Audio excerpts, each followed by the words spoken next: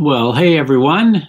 Welcome, Grant Springs friends, far and near. We are so delighted that you're joining in for this 2021 episode of Fireside Chat. And we want to look back on 2020 as a church and look ahead to 2021 a bit, and then entrust ourselves to the care of God. So, welcome everyone. It's so good to be unmasked while talking to you, and it's great to think about seeing you, all the folks who are signing in. We'd love to know that you're listening and that you're catching up to what's going on.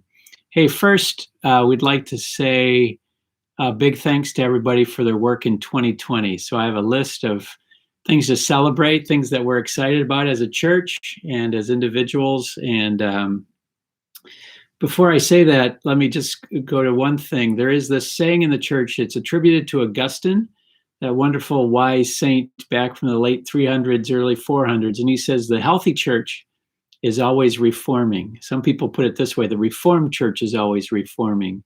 But the idea is the church has never arrived. The church is never finished. The church is never in a place where we want it to be. There's always something that needs to be done, something that needs to be said, something that needs to be improved. And that's true of Grant Springs Church, as well as any congregation that's ever existed. And one of the things that 2020 has reminded us is that sometimes it takes new forms and new strategies to move into the next era of ministry. I mean, who would have guessed at this time last year, we'd be talking about a 10-month pandemic, 10-month pandemic, and now months to go with variants we're not sure about. So the wise church is always reforming, looking for new ways of sometimes doing old things. And sometimes churches I've heard of and know about have been accused of going too fast or making too many innovations. Others are accused of not making enough. But we're trying to strike that balance of doing what's wise. And one of the things that strikes me and many of us here is that 2020, under this pressure cooker of a year, has given us an excuse to try to do some things we wanted to do and we were glad to do, but we had, for various reasons, not been able to do. So 2020, for all its mess and for all its awkwardness and for all its pain, has forced us into some new things as well. So let me just talk about some of the things we've done as a way to celebrate what's happened. One of the things I'm really pleased about is we started this routine called the Daily Office. Myself, I've done the Daily Office, and it's based on the Book of Common Prayer from the 1500s. A wise pastor and bishop of the Anglican Church, N.T. Wright, Tom Wright, said this about the Daily Office. He said, it's readings from the Bible, interspersed with sayings from the Bible, framed with prayers from the Bible. And that's really a good way of describing it. I've personally used the Daily Office for years in my life, but now to have Matt and Q and Maddie taking turns guiding us through the Daily Office, this brief, it's kind of an Old Testament reading, a New Testament reading, a psalm, to pray together. It's just this beautiful gift. And I want to say thank you to the folks who are hosting, and thank you for the folks who are going. What a wonderful gift. The other thing we've talked about for years is having a midweek Eucharist service. I know so many of you are unavailable on Sundays sometimes. There's a lot less travel going on than there used to be, of course.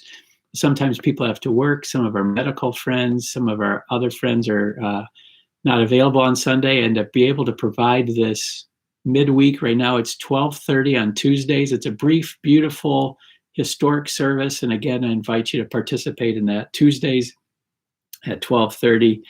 And we're delighted that we get a chance to do that together. It's been a beautiful gift. It's a modest size crew, but that's not what's important. What's important to us is the meaning it has of receiving life into our bodies and souls. Another thing to celebrate that we've talked about again for months and months and years is this thing called Deacons Assistance. And my hunch is that many of you have already heard from your deacons and Deacons Assistance. One of the things we've really tried to prioritize early on and have tried to keep with is kind of a steady conversation and contact with our friends that we don't get to see, but we can have phone calls with and chats with. And our Deacons Assistants are this new group of wonderful people who've come alongside our wonderful deacons And now we have them paired up so that they're calling through the whole congregation. And I just invite you, when they reach out to you via email or phone call, that you really respond kindly. We're super glad. One of the things that's important for us as a church, as a congregation, is to have these touches with all of you, to say how much we love you, to check in. I was just hearing a story this afternoon of someone who came and said to someone, one of our elderly saints, said, "You doing okay?" And they said, "Yeah, kind of. I think I'm okay." "Well, if you need anything, you call me." Well, a couple hours later, they called and said, "Could you take me to the hospital?" They needed to make an emergency room visit just to make sure they were okay. So that's kind of a bigger version of something that happens in all kinds of ways that we want to promote. We just love that that's happening. The other thing, there's a whole list here. Another thing is just we're grateful for the Psalms, for praying, being able to pray together, both individually and corporately, to pray. That the Eucharist has Psalms embedded in it. The daily office has Psalms embedded in it. Our services on Sunday have Psalms embedded in it. And maybe you've heard of this podcast called Curious Psalms, hosted by our very own Matt Timms. It's been a gift. My wife, Jerry, I've been teasing her. She's a bit of a curious Psalms evangelist. She's telling people all over the place, literally all over the country, they should listen to the Psalms podcast, and I would encourage all of you. It's just a very simple format, and Matt has world-renowned guests like Marissa Sork and Grant Sork and Bethany Kamstra and many others that you will recognize. And we just want to say thanks to Matt for providing for that beautiful gift. Another thing that we've started this year, and I encourage you to think about, again, it's part of the historic church, is this thing called Soul Talk. It gives you a chance to listen to the Holy Spirit with someone you trust and someone you love.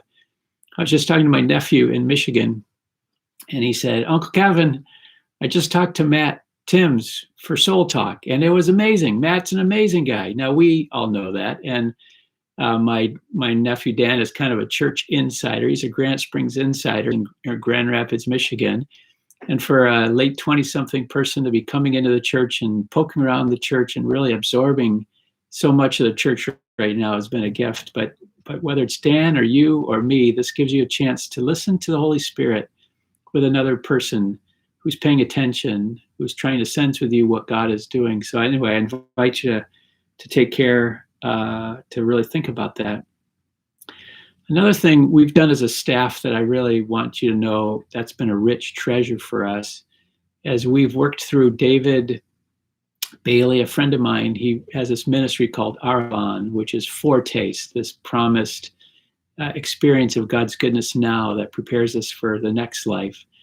And he has this idea of a reconciling community, of a church, a congregation that really loves its neighbors, loves its neighborhood, loves people like them and loves people unlike them, loves people of every skin color, of every race, of every background. We've been working through that together as a staff, and it's been a wonderful gift. And I just want you to know that that's been part of our 2020 story. Of course, the list goes on and on. A huge thanks to Aaron and the whole staff team for the pre-recorded services. So many of you have talked about what a gift they are, and we're grateful to have those as a weekly kind of medicine in a hurting world. It's a beautiful gift. And then to think about Marissa has done some wonderful creative things in children's ministry. They were making snowmans the other day, snowmen, I guess, snow people, maybe the other day, and they have an online gathering every Sunday, and sometimes in between. We want to say a huge thanks to Marissa and also Maddie. I mean, what a time to start serving in a youth ministry. Who knew when we hired Maddie last February, I think it was, that her first 6 months that she's almost completed now would be all during COVID. So a shout out to Maddie. They had a wonderful retreat together, winter retreat, and we want to say what addition she's been to the staff, and just thank her for her creative work as well.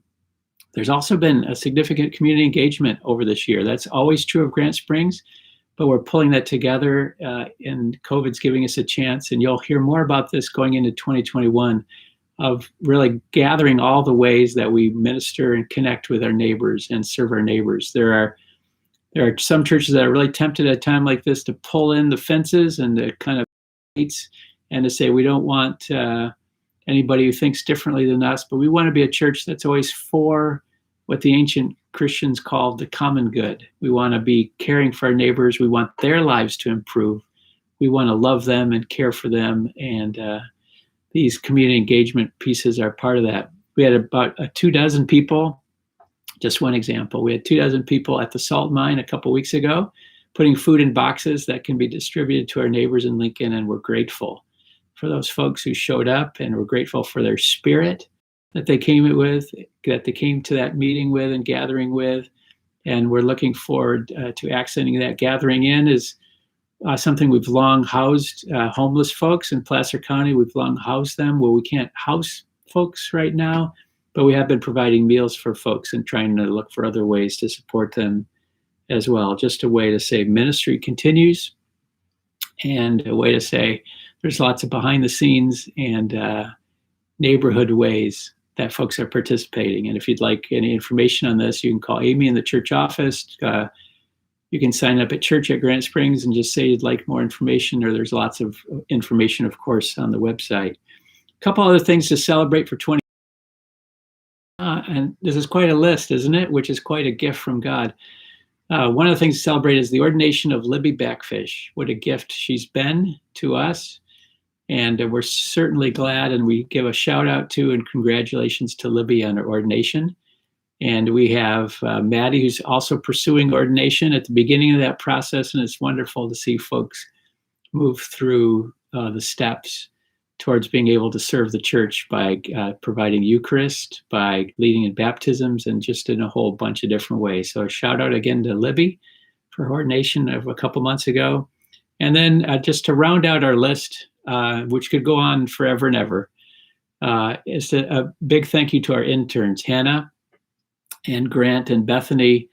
All of them have been interns the previous year as well, but their steadiness during this year, their servant spirit in this year, their flexibility in this year have all been gifts, and we're grateful to them, and we're grateful to all of you for supporting them, both verbally in terms of encouragement, but also in terms of finances as well. And that's maybe a good place to jump into finances. I'm really stirred. I'm really overwhelmed. I'm really taken. I just can't tell you how impressed and grateful and full of wonder I am that during a year of COVID, during a year of pandemic, during a year where it's tempting to make all of life really about you and your own comfort, you instead, as a congregation, have given above and beyond what we even budgeted for in January of last year, not knowing about COVID. So we did some things to curb expenses. We postponed a cost of living raise for the staff. We monitored expenses. We cut back on facility expenses as we could. But in the midst of all of that, while we're trying to save money, anticipating a shortfall, Grant Springs troops, you could say, Grant Springs folks came through with 106% of our scheduled giving. That's truly a wonder. So we ended the year in the black, and I can't say thanks enough for that beautiful gift. November and December and December were stellar in terms of giving, and really pushed us over the edge in a good way into the place where we were fiscally really healthy, and we want to say a big thanks to that. So more on that. Dave Mangelsdorf is going to make available, our treasurer is going to make available a kind of update from him, and he'll tell you too that as we move ahead into 2021, we're going to raise the amount of giving, hoping for a 1.8% increase, which maybe feels pretty modest to you. It feels pretty modest to us. And we're hoping folks will be as generous in 2021 as they were in 2020. And we're just really grateful for that. A couple of things as we go into 2021, all those things that we talked about, the interns I talked about, the Midweek Eucharist I talked about, are all going to continue into 2021, and we're very grateful for that.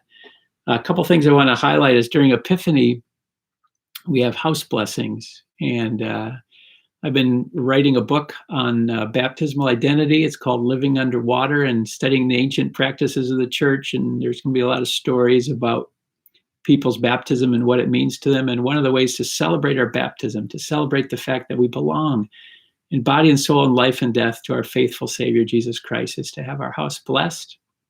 There's nothing magical about it. It's just a way to celebrate God's gift and to ask God to lead us in our house, in our home. And whether your home's an apartment or whether it's a condo or whether it's some more of a permanent dwelling that you own or own a part of, maybe shared with a bank, we want to give you an option to have your house blessed. And even during COVID, we'll bless it from the outside. And you can sign up on the line as well in terms of that. One of the things that will happen in 2021, we thought it would happen in 2020, is our good friend Q, Rev Han, will be joining the Army full-time sometime in late summer. So we expected that to happen in the fall of 2020, and Q extended and is working through clinical pastoral education through Sutter Hospital in Roseville, which has been a wonderful experience for him. And Q has now been with us 7, almost 8 years, and we just love him to pieces, and it's going to be a sad day. So I'm just giving you notice, not trying to depress you, but I just want you to say, love Q as much as you can. We'll continue. He'll never stop being part of Granite Springs Church. If he's assigned in Korea, if he's shipped off to Germany, wherever he goes, he's going to be part of our church. But I just wanted to give you a heads up. In 2021, that's one of the things that's going on, along with continuing those great things we talked about. Hey, some of you have been kind enough to ask how my own health is doing. And I, like so many of you, have joined the club. Someone asked me, what's it feel like to join the club of the chronically ill? And that was a poignant, kind of expressive way of putting it. So many of you struggle with sicknesses and have for such a long time. And now with my Parkinson's in the early stages, that is something I can relate to in a whole different way. I just want to give you a quick update. Yesterday, I was in San Francisco at UCSF, and I'm part of a clinical drug trial there. I'm 12 weeks into a 36-week regimen of medicine, and there's no profound changes, but the hope of this medicine is that they can figure out a way to postpone some of the effects of Parkinson's. And so I'm glad to participate, and I appreciate the staff support as I do that, the elder support as I do that, and all of you as I do that as well. Thanks for praying, not just for me, but for all of us who face some kind of chronic item or some kind of passing illness. In this time of COVID, we know we offer ourselves to the great physician, Jesus himself, and ask him to heal us and to heal our broken world as well. Friends, that's covered a lot of ground, and I'm just really glad for all of you being online. It's just great to, in an imaginary way, see your faces, imagination based on years, in some cases, of seeing your faces. I think about friends who are new to Granite Springs as well, who joined us in the last 6 months, because we've had people join us during COVID. We want to say welcome to you. We can't wait to be in person again, and we long for that day. We anticipate that day, and we're planning for that day. We're hopeful that sometime in the next months we'll be able to worship in person again, and we're hopeful that this vaccine in all its forms will eventually really curb this pandemic, and we thank you for that. The promise, we say thank you to our medical friends who are working hard on that. So friends, I want to close with this from Psalm 121. We in our family talk about our favorite psalms, and this is my dad's favorite psalm. I remember reading it from our memory when my dad was going in for heart surgery, and brought us to tears and sturified us, if that's a word, sturdify. It steadied us during that chaotic time. And I think it's just the psalm for this chaotic time. We're hopeful about 2021, and yet the truth is we don't really know what's going to be ahead, but we do know who holds the future in his hands, and we want to rely on him and put our trust in him. Psalm 121, it goes like this. I lift up my eyes to the hills. From where does my help come? My help comes from the Lord, maker of heaven and earth. He will not let your foot slip. He who watches over you will not slumber. Indeed, he who watches over Israel will neither slumber nor sleep. The Lord watches over you. The Lord is your shade at your right hand. The sun will not harm you by day, nor the moon by night. The Lord will keep you from all harm. The Lord will watch over your coming. He will watch over your life. He will watch over your coming and going, both now and forevermore.